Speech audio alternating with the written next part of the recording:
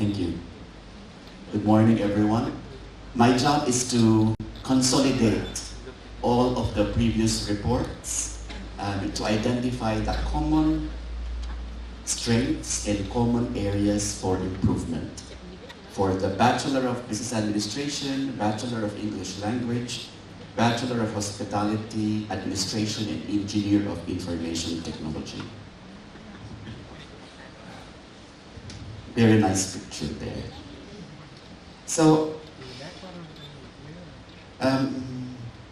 I'm titling this wrap-up presentation as this, leveling up, because one of my fields is IT, and we love to use this term, leveling up. So leveling up from strong foundations to a culture of evidence and inquiry. So these are the common strengths and areas for improvement across the 4 programs. So your common strengths can be viewed as your strong foundations. What are the common strengths? Strong alignment of the PLOs with the university vision and mission and the Vietnamese quality framework. There is clear CLO to PLO mapping.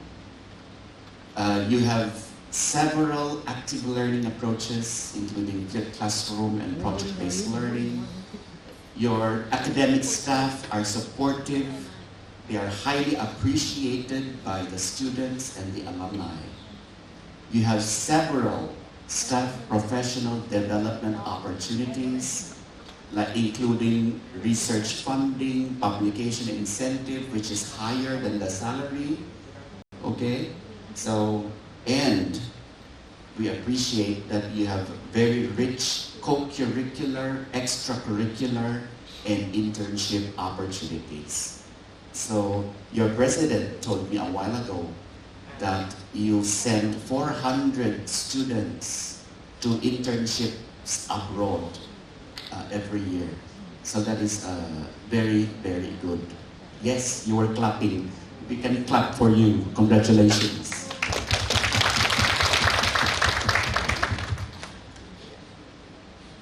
Now, these are the common areas for improvement.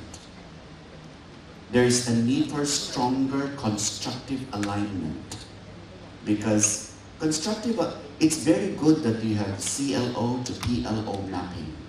Now we have to make sure that the course learning outcomes are really constructively aligned to the program learning outcomes. And the teaching and learning activities and assessment methods are constructively aligned to the course learning outcomes. This is not easy to do. This is very, very difficult to do. So now that you have done mapping, now that all the programs have done mapping, the next stage is to really fine-tune the detailed constructive alignment. It's just the next step. Yeah? You're just leveling up. You have strong foundation, you just level up, up to the next level. Enhanced AI and technology integration. So this is the era of the 3rd wave of AI. So we don't know how long the 3rd wave will last. But I think that we are somewhere in the middle of this 3rd wave. So those of us, artificial intelligence is one of my areas. So we monitor these things. We know how long the 1st wave was, the 2nd wave was, we are now in the 3rd wave. So we encourage you to capitalize on AI. Everyone must know how to exploit, use AI to advantage. And not just ChatGPT. ChatGPT is very, very powerful. Yeah, but it is only one kind of AI. ChatGPT is generative AI. But there's the not so popular AI called analytical or non-generative AI. And these are the AI used in the organizations. AI is used in operations, in logistics, in sales, in marketing, in finance. There are specific AI tools that can power up these different parts of organizations. So we need to know what these are. And you need to teach the students how to use these AI tools, not just ChatGPT. The third one is systematic stakeholder feedback mechanisms. So we appreciate that you have regular surveys that you send to alumni and employers. But we need to do this is leveling up, okay? We need to do this more systematically. You need to identify the target employers. So not just whoever wants to answer the survey form. You need to know, where do I want to send the students? What are the major organizations that I would like to send my students to, not only in Da Nang, but in other countries, yeah, where they hold internships. So it would be good to get requirements, elicit requirements also from these employers, potential employers in Da Nang and in other countries. The next is deeper evidence analysis and reflection. You have a lot of data. Now we need to critically analyze and reflect on the data. The keyword is critical. Yeah. We don't just need to know the trend, but we need to know how we can improve. Because no organization is perfect. There is always room for improvement. That's why we have to be self-critical. When we look at the data, yes, we congratulate ourselves for achievements, but we also look for, okay, how can I do even better? And that is part of the critical reflection on the data. And expanded faculty research capacity and qualifications. Again, we appreciate that the university actually provides funding support for faculty members to do research.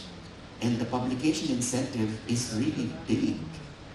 But why are only a few faculty members availing of these opportunities? We need to know.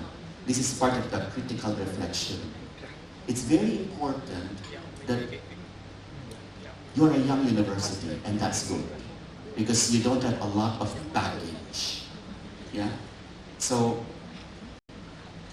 it's very important that you now try to build a research culture, because this is very, very difficult to build research culture. As you know, you already have the incentives. You already provide support, but no one is availing of it. Why? Because we have to change the culture. You have the beginnings. You have the strong foundation of providing support. But now you need to know what will motivate individual faculty members who are busy teaching. How will you motivate them to begin to do research and to begin to publish? It's very difficult to build a research culture, especially if the organization is a very old organization. Because there's a lot of inertia. If it is an old organization that has been teaching-oriented for hundreds of years, it's very difficult to break the inertia of rest. But you are a young university. It will be easier for you to build the research culture.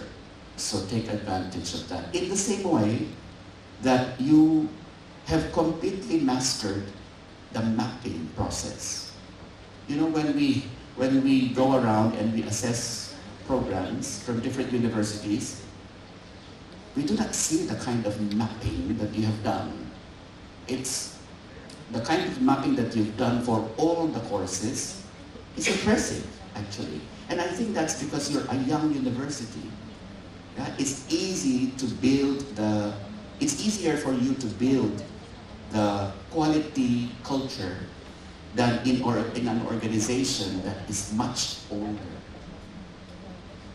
And finally, reduced student attrition rates. So this is for us a bit alarming, because a number of students seem to be dropping. Now I know that you are a private university, and it's not easy for a private university to compete with a state university which has a lot of funding from government. Private universities have to rely only on the tuition of students and some partnerships with industry and philanthropists. So this is a challenge. How do you address this attrition? How do you address the dropout? How do you increase admission? How do you compete with so many competitors out there and there are only a few students in Da Nang? So I know that you're reaching outside of Da Nang, right? You're trying to cover central Vietnam, and that's good. Maybe also try to see how you can expand to other countries, yeah, to get students from other countries. Now, as you address these common areas for improvement, you will transition to a culture of evidence and inquiry. So, what is a culture of evidence? A culture of evidence is a culture where you collect data, okay, well, you determine what data to collect, you collect the data, and you analyze the data. This is a culture of evidence. Now, you have already begun with data collection. You collect a lot of data. So the next step is critical analysis of the data. Inquiry, a culture of inquiry. What is inquiry? Inquiry is asking questions, finding answers, and reflecting on the answers. This is inquiry. So a culture of inquiry is a culture where people love to ask questions. People love to find answers. And people love to reflect on what they have found out. So, let's look at the areas for improvement. Stronger constructive alignment, we want that. So how do you address this? You address this through evidence-based curriculum review. Okay. Most programs revise the curriculum not using data. Or if they use data, they get anecdotal data. They get data from a few persons.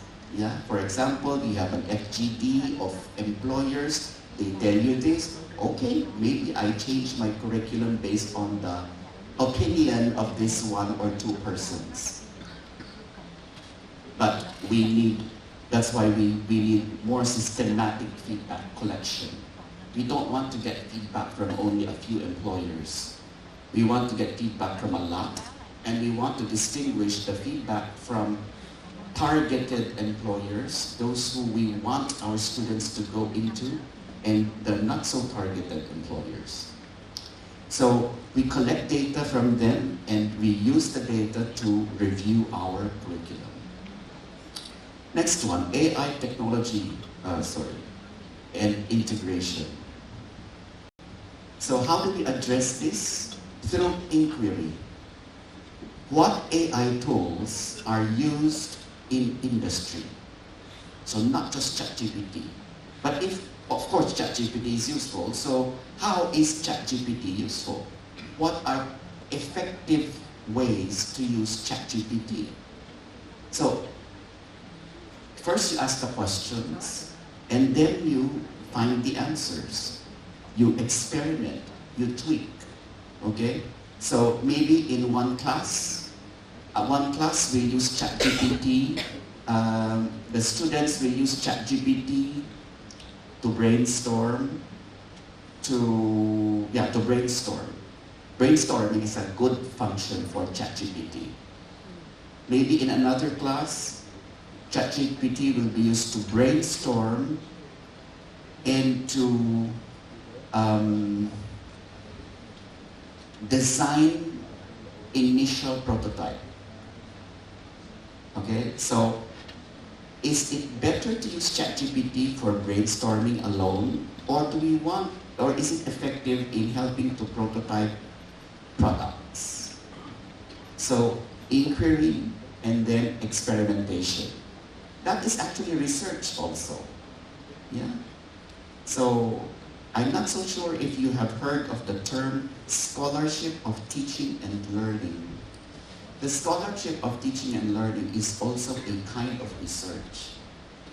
So the scholarship of teaching and learning means that when a lecturer decides to use ChatGPT in the classroom for brainstorming, the lecturer will design an experiment inside the classroom. So the lecturer would say, okay, maybe this group you use brainstorming for your project. This group don't use brainstorming. Let's look at the quality of the outputs of the two groups. Yeah? And if you can see that this group which used ChatGPT has a better product idea, then maybe ChatGPT for brainstorming is useful. Okay? Now, you can publish that result. It's only from one class, but that's okay because it's a single case study research. You can publish it already. Okay? So, experimentation is very, very important. Okay. Systematic stakeholder feedback mechanisms. Again, you're very good at data collection now, but there's a need to reflect on the data that you get. So that reflection is part of the culture of inquiry. Deeper evidence analysis and reflection. So once you have the data, what do you do? So that also encourages a culture of inquiry. When you expand the faculty research capacity and qualifications, you are also building an inquiry culture. And when you reduce student attrition rates, how do you reduce student attrition rates? You need to try different approaches and look at the evidence. So this is a culture of evidence. So as you try to address these areas for improvement, you will be able to build a culture of evidence and inquiry. And that is basically my way of summing up all of our results. With strong foundations in place, the next step is to deepen maturity as an academic community. This means leveling up from established structures to a culture of evidence and inquiry, where data, reflection, and innovation drive improvement and decision making. So we wish the 4 programs and Dong-A University all the best as you level up to a culture of evidence and inquiry.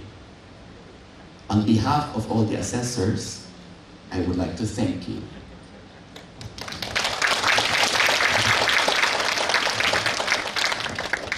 Thank you very much, sir.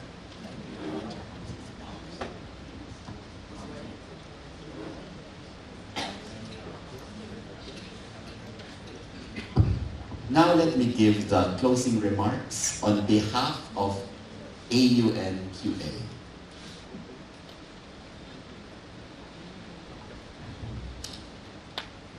Mr. Luong Min San, Chairman of the University. Dr. Nguyen T. An Dao, Rector. Dr. Do Trong Tuan, Permanent Vice Rector. Associate Professor Dr. Dean Tan Viet, Vice Rector. Dr. Ha T. Tu Hang, Deputy Director of Daklak Campus. Deans and Vice Deans, Heads of Departments, my fellow AUN QA assessors, and the AUN Secretariat, distinguished participants, ladies and gentlemen, good morning. Today, we arrive at the formal conclusion of our program assessment. By all technicalities, this may mark the end of a process, but in essence, it signifies a new beginning. The time we have spent together evaluating and reflecting on your programs has merely laid the foundation for a much longer journey, one that will elevate these programs to greater heights and prepare even more capable and visionary graduates for the future. On behalf of the AUN-QA team, I wish to extend my sincerest appreciation to Dong-A University for placing your trust in AUN-QA. Thank you for giving us the privilege of being part of your continuing pursuit of quality and excellence. We hope that our reports, which you will receive in a month or so, will serve as a meaningful guide in enhancing your operations and strengthening your academic offerings. I look forward to the day when we may return and witness firsthand the progress and transformation that will result from your commitment to continuous improvement.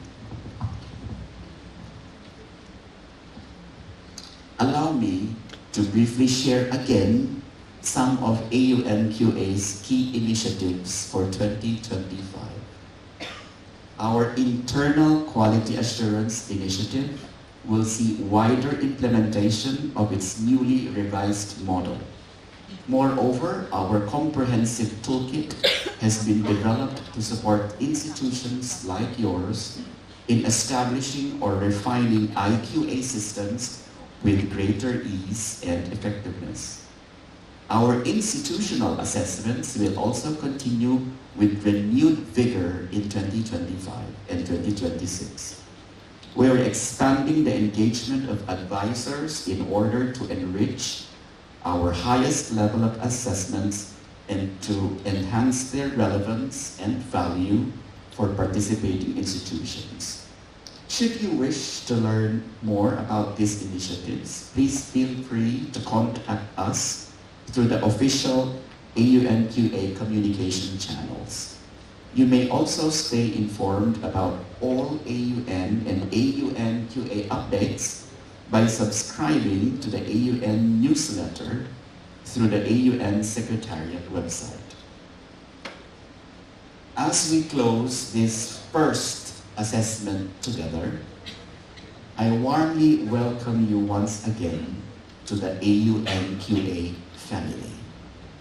I am confident that this marks the beginning of a meaningful and enduring partnership between Dong-A and AUN-QA.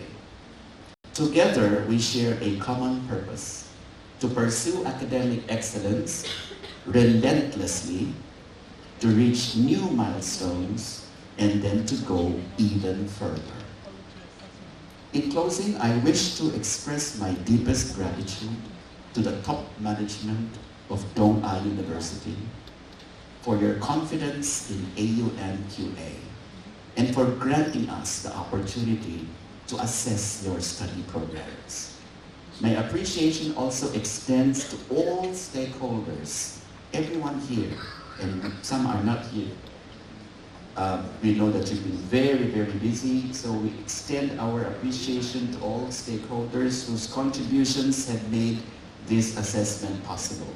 The students, the support staff, the alumni, the employers. My sincere thanks for your trust in the AUN-QA system. I look forward to the opportunity to assess your institution again in the future and witnessing firsthand the improvements and developments that you will have achieved by then. Thank you, and I wish you all a meaningful journey ahead.